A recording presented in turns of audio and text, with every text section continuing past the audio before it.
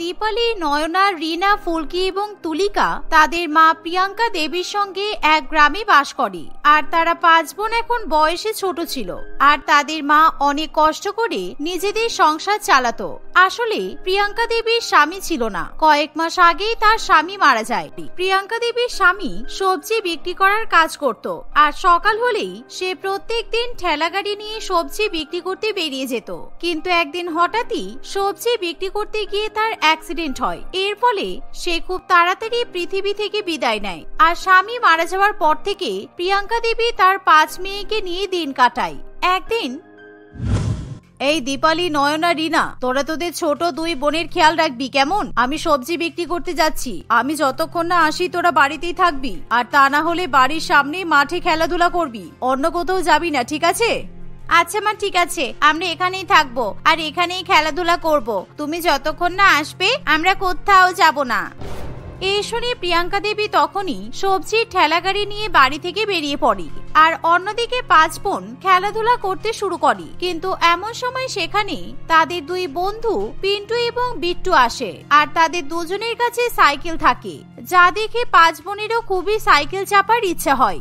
দিদি, আমার খুব সাইকেল চড়ার ইচ্ছে করছে, চল না দিদি, ওদেরকে গিয়ে একবার সাইকেলটা দিতে বলি। সাইকেল দেখে তো আমারও সাইকেল চড়তে ইচ্ছে করছে, কিন্তু ওরা তো আমাদেরকে সাইকেল দেবে না। ওদের বাবা তো অনেক রাগী। ওরা যদি আমাদেরকে সাইকেল দেয় তাহলে ওদের বাবা ওদেরকে বকবে, বুঝেছিস? আর না হলে আমাদের 5 বোনকেও বকতে পারে। কিন্তু দিদি, আমার সাইকেল চড়তে খুব ইচ্ছে করছে, তুমি আমাকে একবার চেয়ে দাও না। আচ্ছা ঠিক আছে, চল দেখি ওরা দেয় কিনা। যদি না দেয় তাহলে আমার আর কিছু করার নেই। আমরা তো এখন মাকেও বলতে পারবো না সাইকেল কিনে দেওয়ার কথা, কারণ মা তো আমাদের জন্য সারাদিন অনেক কষ্ট করে। এখন যদি মাকে সাইকেল কিনে দিতে বলি তাহলে মাকে আরো কষ্ট করতে হবে। তার থেকে ভালো মাকে আমরা কিছুই বলবো না। ঠিক আছে দিদি, এখন চলো না, ওরা কি সুন্দর সাইকেল চালাচ্ছে, একবার ওদেরকে বলো না যদি দেয়। রিনার কথা শুনে দীপালি পিন্টু এবং বিট্টুর কাছে চলে যায়। এই পিন্টু, বিট্টু, তোদের সাইকেলটা একটু দিবি? আসলে আমার বোনেদের সাইকেল চাপার খুব ইচ্ছে করছে। তোরা যদি কেউ একজন আমাকে সাইকেল দিস তাহলে খুব ভালো হয়। এই, আমরা আমাদের নতুন সাইকেল কেন তোদেরকে দিতে যাবো রে? তোরা 5 বোন যদি আমার সাইকেলে উঠিস তাহলে আমার সাইকেলটা তো ভেঙে যাবে। না না, আমি তোকে কোনো মতেই সাইকেল দেবো না। এই বিট্টু, শোন শোন, এদিকে আয়, তোর সঙ্গে একটা কথা আছে। এই বলে পিন্টু বিট্টুকে একটু দূরে নিয়ে যায় আর কানে কানে ফিসফিস করে কিছু একটা বলে। বিট্টু শোন, এদেরকে সাইকেলটা দে, তাহলে ওরা একটুখানি গেলেই আমরা ওদেরকে সাইকেল থেকে ফেলে দেবো। আর তারপর খুব মজা হবে। এদের 5 বোনকে সাইকেল থেকে ফেলে দিলে ওদেরই তো লাগবে, তাই না? আর আমরা দুজন মিলে খুব মজা করব। হ্যাঁ হ্যাঁ, সাইকেল চালাতে দিলে অসুবিধা নেই, ওরা পড়ে গেলে আরো বেশি ভালো হবে। এই নে, তোরা সাইকেল নিয়ে বলছিলিস তো, নে। রিনা সাইকেলে উঠে পড়ে আর একটু তোর যেতে না যেতেই বিট্টু তাকে ঠেলা মেরে সাইকেল থেকে ফেলে দেয়। এর ফলে রিনার হাতে পায়ে খুব চোট লাগে। এই, তুই আমাকে ফেলে দিলি কেন? আমার হাতে পায়ে খুব জোরে লেগেছে। দিদি দেখো না, বিট্টু আমাকে সাইকেল থেকে ফেলে দিল। এই বিট্টু, তুই আমার বোনকে সাইকেল থেকে ফেলে দিলি কেন? তোদের যদি আমার বোনকে সাইকেল চাপানোর ইচ্ছা না ছিল তাহলে তো আমাকে আগেই বলে দিতে পারতিস। এভাবে বাচ্চা মেয়েটাকে ফেলে দিলি। দাঁড়া, আমার মা বাড়িতে এলে আমরা বলে দেব। দীপালির কথা শেষ হতে না হতেই সেখানে বিট্টু এবং পিন্টুর বাবা বিকাশ বাবু চলে আসে। আর বিকাশ বাবু ছিল খুবই রাগী ব্যক্তি, তাই সে সবসময় তাদের প্রতিবেশী প্রিয়াঙ্কা দেবীর 5 মেয়েকে কথা শোনাতো। এর ফলে তারা 5 বোন বিকাশ বাবুকে দেখেই খুবই ভয় পেয়ে যায়। এই, তোরা এখানে কেন রে? তোরা আমার ছেলে সাইকেল নিয়ে আমার ছেলেকে সাইকেল থেকে ফেলে দিয়েছিস, তাই তো? এই দাঁড়া, তোরা খুব বার বেড়েছিস, এবার আমি তোদেরকে মজা বোঝাবো। না না কাকু, আপনি ভুল ভাবছেন। আমরা বিট্টুকে পিন্টুকে সাইকেল থেকে ফেলি, আমাদেরকেই ওরা ফেলে দিয়েছে।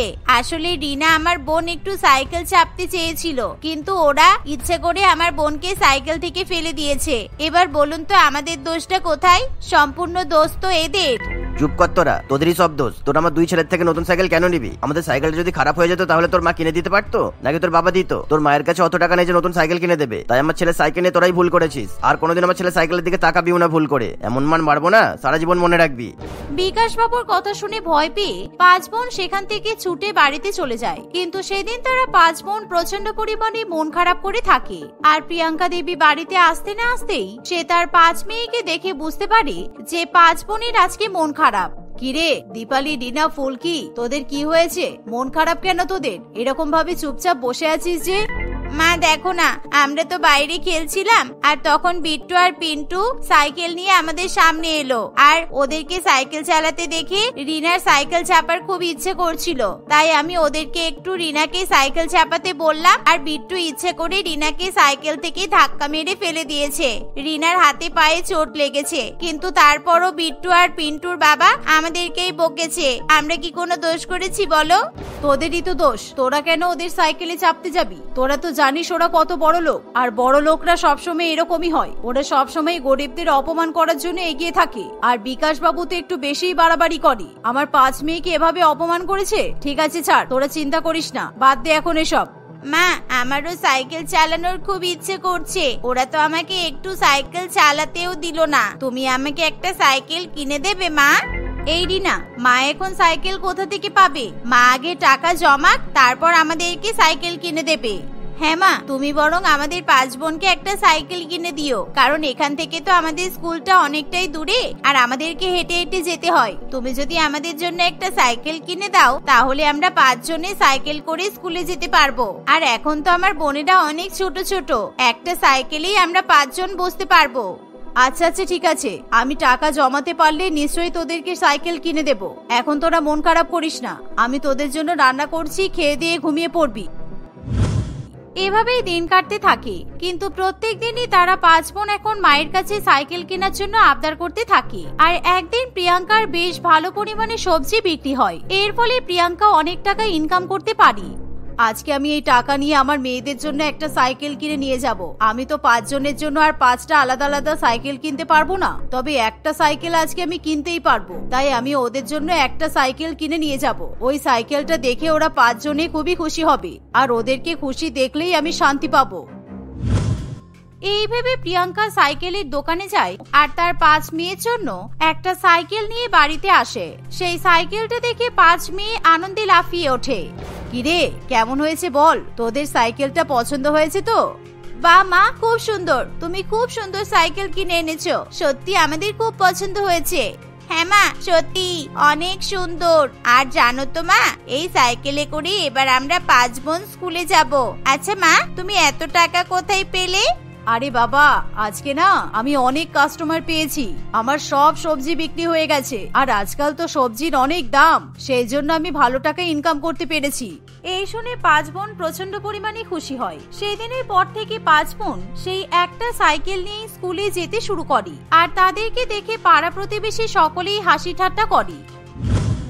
একদিন যখন 5 বোন একসঙ্গে সাইকেলে করে স্কুলে যাচ্ছিল, তখন তাদেরকে দেখে 2 প্রতিবেশী বলে, ওই দেখ দেখ, প্রিয়াঙ্কার 5 মেয়ে কেমন একটা সাইকেলে করে স্কুলে যাচ্ছে, আর আমার তো 3 মেয়ের 3টে সাইকেল চাই, তা না হলে ওরা স্কুলেই যাবে না। আমার বড় মেয়ে বলেছে আবার স্কুটির কথা। সত্যি কি যে করব কি জানি।